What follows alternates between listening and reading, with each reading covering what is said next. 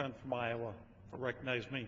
Madam Speaker, I join my colleagues, my constituents, and all Americans in mourning for those who lost their lives in this weekend's heinous event, and in praying for those, including our dear friend and colleague, Congresswoman Giffords, who are fighting to recover.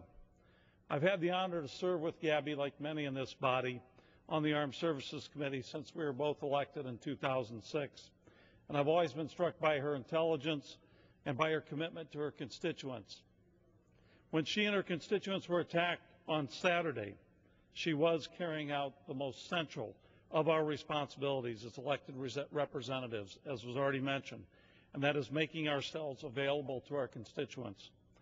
That this horrific attack occurred in the middle of a gathering that is the basis of our representative democracy is a reminder to us all that we must all remain constantly committed to upholding the principles upon which our great nation was founded.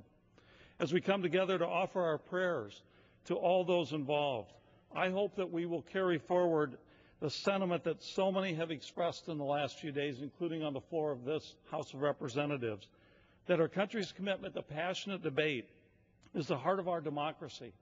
But that debate must also be rooted in civil discourse and mutual respect.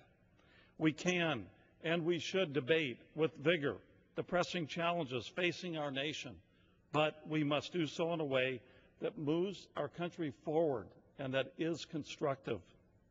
In part, that will require us to recommit ourselves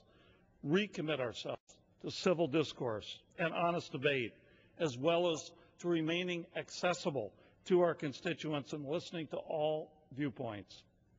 We are a nation, I believe, that rejects violence. And on a day when we saw really the very worst of humanity, we also saw the very best, individuals who were willing to lay down their lives to save others.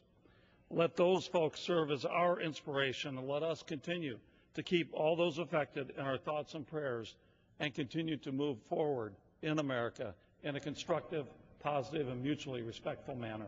Thank you, and I yield back. Gentleman's